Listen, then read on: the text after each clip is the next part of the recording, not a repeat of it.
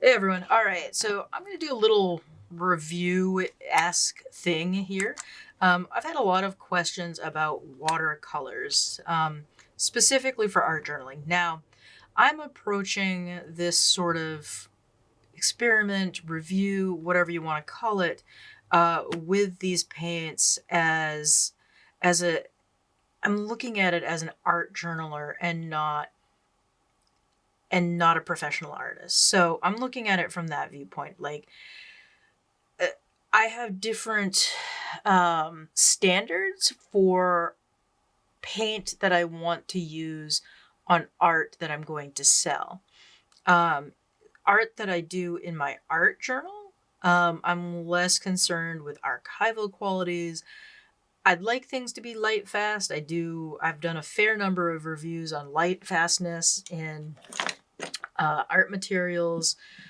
And, I that is something that I would strive for and want, but for my art journal, not 100% necessary. So, with those caveats in mind, I don't know how this is gonna go. I did open this and look at it, but I did not test this. I haven't touched this yet, so you're gonna get a first impression here. I have seen some reviews of this or of similar sets. Apparently, these are all made by the same company in China. So if you see one of these flip sets, it's all from the same from the same place in China, the same factory. So anyway, so you've got this clear plastic container that holds everything together. There's a little cardstock label. So this is the Royal and Langnickel Essentials Watercolor Artist Colors FlipKit Travel Watercolor Set Aqua Flow included 18 watercolors. That is a whole lot of words. This is basically one of those little flip sets of watercolors. It is student grade. These are not considered professional. But you can, as I've interestingly learned, you can get information about these, I believe, on the Royal and Langnickel website, which is royalbrush.com. I haven't actually checked that out. That was within one of the reviews. So that said, here's the set. Here's the little packaging. Also, just as a heads up, in my area here in the United States at the local Walmart, this set was $11.50. It was under $12. I didn't save the receipt, unfortunately. So the shtick with this set is you've got this little plastic case. There's a water brush in it. I did fill that up ahead of time. And then within this plastic case, you've got a little sponge on the top for cleaning out your brush. And then you've got the watercolors themselves that flip out and then fan out. So I don't know how I'm going to feel about this set. Some decent colors. You can see the various colors. There are 18 of them. It's a good assortment of warm and cools, I think. 2 different shades of purple here. A couple of shades of green. A couple of shades of blue. Okay, so let's look at this. 2 yellows. 2 oranges. 2 reds. 2 purples, 3 greens, 2 blues, and then that looks like another. Is that another purple? I don't think that's meant to be a purple. I think that is like a burnt sienna or one of the burnt umber, one of the umber colors. And then you've got black and white. So yeah, this set feels to me like it's meant to be held like this. So in your hand, which for me puts the mixing tray in an awkward spot. But of course, the good thing about this is that I can turn that and flip the colors to really wherever I would like them. I think the whole point of this is that you can move these colors around and select the ones you want. So that would work better for me. So just in terms of like a setup for like en plein air, yeah, that'll work. I am going to use the water brush with this. I'm going to use it as intended, but also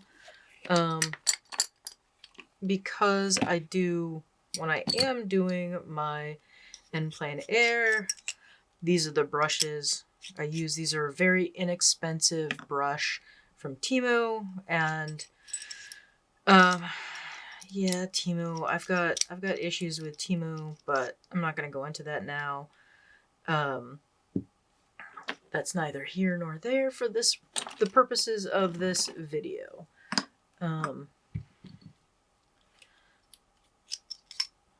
So these are my cheap sets, and then this is a more expensive Escoda. I got this on sale when it came out. This is a very nice number 12 brush, but the point has, had this for quite a few years. The point has started to wear down on it, and that does happen eventually with good watercolor brushes. All right. So I think what I'm going to do in terms of this video, I think I'm going to do the test on this page, and you'll get to look at this lady that I drew the other day. All right, let's see how these re-wet. So I'm just going to give it a couple of strokes, and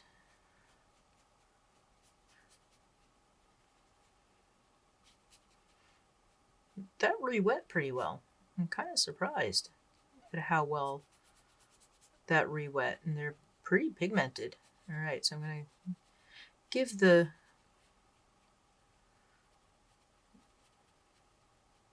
paint a little less attention.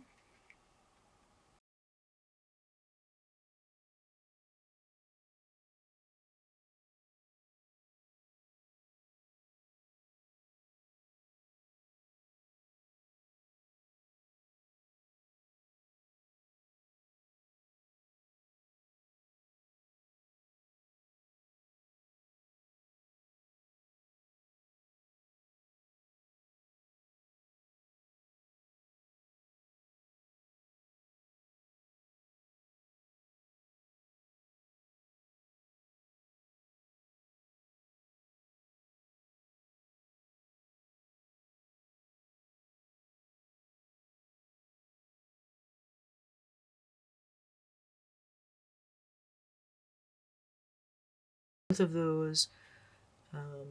So this is a raw sienna, which is a lovely warm tan.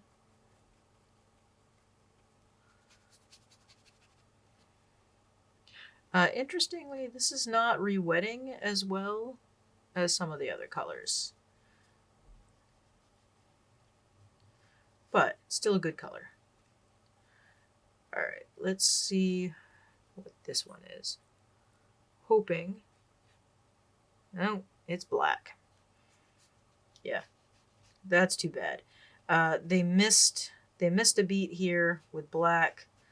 They really could have gone with burnt umber or burnt sienna and gotten a much better palette, I think, with more capability than this one. All right, so some thoughts. Let me get this brush cleaned up as I'm thinking. I think if you are looking for a very inexpensive palette to get you started, and something that you want to use in an art journal, either for colorizing your own art, or doing interesting backgrounds, this palette thus far would fit the bill.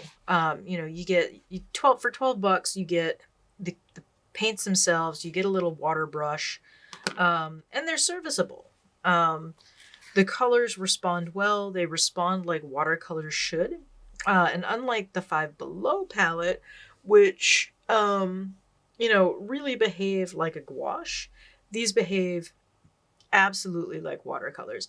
There are a couple of colors that don't re-wet as well. And I'm assuming that that kind of feels like filler colors, specifically this shade of purple and this shade of blue feels like they have some fillers, or they're just they don't re-wet as well. They don't get wet and blend as well. It's not a bad set. It's a good coloration. You can mix a huge range of colors from this. It is a bit heavy on the warm colors. You got one yellow, two shades of orange, three reds, and then you've got your yellow ochre over here and your raw sienna here. That's a lot of warm. And I would categorize both of these purples on the warm side of things.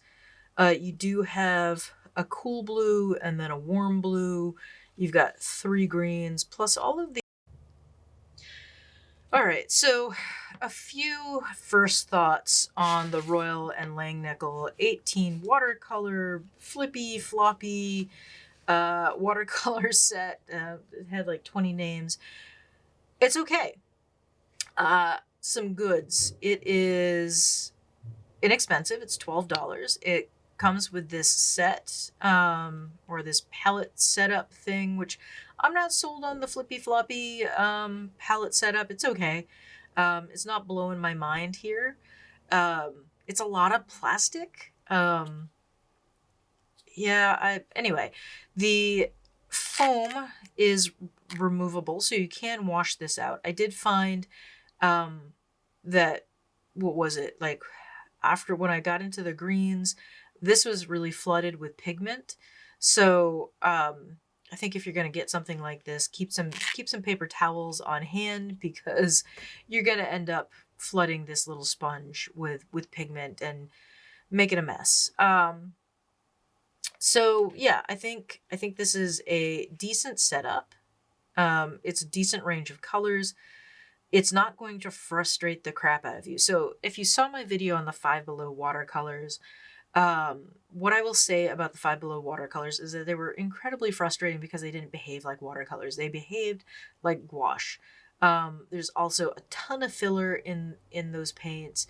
This does not have a ton of filler. These paints are relatively transparent compared to other paints in this sort of price range. So in terms of that, they're pretty good. They're also, like I said, they're not going to frustrate you because they re-wet pretty easily. You don't have to spend a lot of time like scrubbing the pan with your brush to lift up a little bit of color. With a couple of strokes on the pan, I was able to get this size blob. I do think, like, if I wanted to do a sky or a sky scene, this pan size is not a great size for mixing up a well of color. You would have to use this tray for any color mixing. But that's what the trays are for in a travel palette. I'm not sold on the Flippy Floppy palette setup. I'm not sold on this. Like, how am I supposed to hold it? And am I supposed to have all the colors out, or do I keep only the warm colors out and then pull out the cool? I don't know. So you could hold it like this. I was holding it like this. And I guess it could work either way. It really depends on you and the way you want to hold it. Or are you going to put a magnet on the back of this and slap it onto your easel? That might be what I would do in the future. But anyway, for $12, not a bad range of colors, not a bad experience in terms of doing the watercolors. And I think for an art journal, these are perfectly acceptable and might even make you happy. You could use these for making backgrounds. You could use them for adding color to portraits or images or whatever. yeah, they're I think they're pretty versatile. You'll be able to do quite a bit with them, and you'd be pretty happy with this set for $12. So I hope that helps you make some decisions about doing watercolors in your journal. One of the things I am planning on doing is compiling a bunch of sort of first looks and reviews at budget-minded watercolors that range from like the $10 range up to $25, $30, and then I will spend some time talking about my more professional watercolor palettes. Yeah, that's the Royal Langnickel Essentials 18 Watercolor Flippy Floppy palette. And thank you for being here. I really appreciate you being here. I always enjoy the comments, and it makes me super happy when I see a bunch of likes on my channel. So, please give if you enjoyed this, give it a thumbs up. If you really enjoyed it, hit that subscription button. And if you are interested in more information, review type things, over at my blog, comfortableshoesstudio.com, I've got like 20 years worth of reviews stockpiled and all over the place. There's lots of how-tos over there as well, lots of art journaling and art instruction on that blog. I also have a Ko-fi, and if you are really interested in the kind of stuff that I do and I write, I do have like member only benefits on my Ko-fi, and I do a fair amount of writing on Ko-fi for people who follow my Ko-fi account. So yeah, if you want to see more watercolor reviews-esque, head over to Ko-fi and consider buying me a coffee, because that's how I get to afford buying stuff like this. I do it for these for review. I should say I paid for this with my own money. Royal Langnickel didn't give me any money for this. They didn't send it for free. If companies want to send me stuff for free, I'll certainly review it. Anyway, thanks for being here. I really appreciate you, and I'll see you next time. Thanks and bye.